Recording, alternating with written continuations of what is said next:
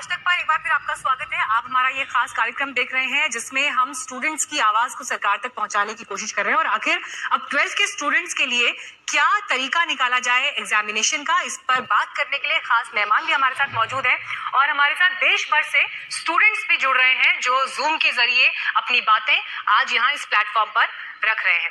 तो सबसे पहले मैं स्टूडेंट्स के ही कुछ सवाल शामिल कर लेती हूँ, फिर उसके बाद अपने गेस्ट के पास हम जाएंगे। मनप्रीत कौर हमारे साथ इस वक्त मौजूद है। जी मनप्रीत, क्या आपका सवाल है? आप क्या पूछना चाहते हैं?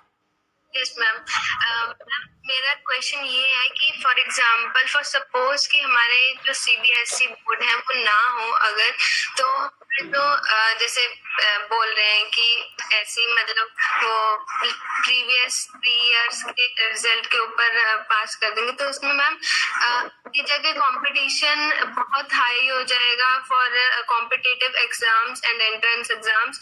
तो मैम उसमें हमारे साथ क्या मतलब कैसे होएगा वहाँ पे फिर? ठीक है, जैसे मतलब हाँ जी, आपका मैंने पॉइंट लिया। हमारे साथ रजत भी इस वक्त मौजूद है, शिवम हमारे साथ मौजूद है। जी शिवम, अपना सवाल पूछिए।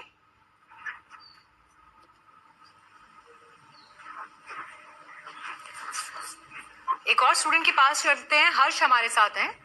जी हर्ष, पूछिए सवाल। मैम मैं ये पूछना चाहता हूँ, सर ये कह रहे हैं कि मेन एग्जाम होंगे 3,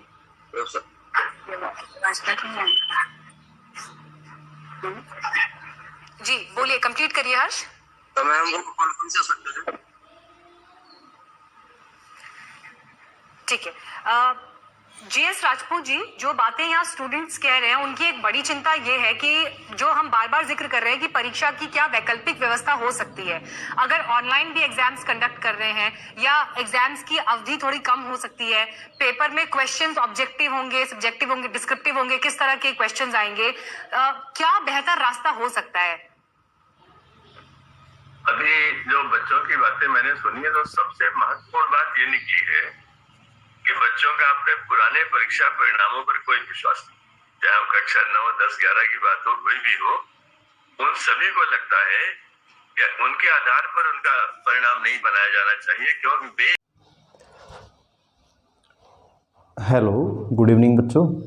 अभी कुछ घंटों पहले, कुछ देर पहले खबर आई कि हमारे शिक्षा मंत्री श्री निशंक साहब, रमेश पोखरियाल निशंक जी, कोरोना से ग्रस्त हैं और हॉस्पिटलाइज्ड हैं। इस परिस्थिति को देखते हुए अभी जो 12वीं क्लास के बच्चे इंतज़ार कर रहे थे कि आज 1 जून को आगामी परीक्षाओं के लिए उनका कोई शेड्यूल जारी होगा, परीक्षाएं होंगी या नहीं होंगी, किस पैटर्न पे होंगी, किस प्रकार होंगी, तो उसके ऊपर अभी संशय के बादल छाए हुए हैं।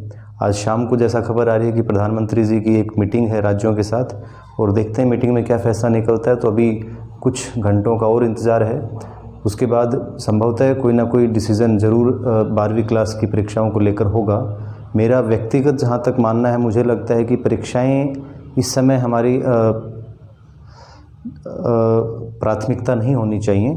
इस समय बच्चों की सुरक्षा ही हमारी प्राथमिकता होनी चाहिए, क्योंकि काफ़ी सारे केसेस आ रहे हैं। लेकिन इस चीज़ को देखते हुए हम ये भी नहीं कह सकते कि परीक्षाएं बिल्कुल ही रद्द कर दी जाएं।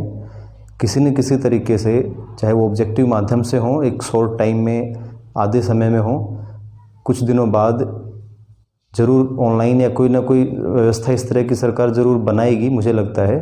और सबसे अच्छा तरीका है कि ऑब्जेक्टिव परीक्षाएं शॉर्ट ड्यूरेशन के लिए ऑनलाइन तरीके से करवाई जा सकती हैं।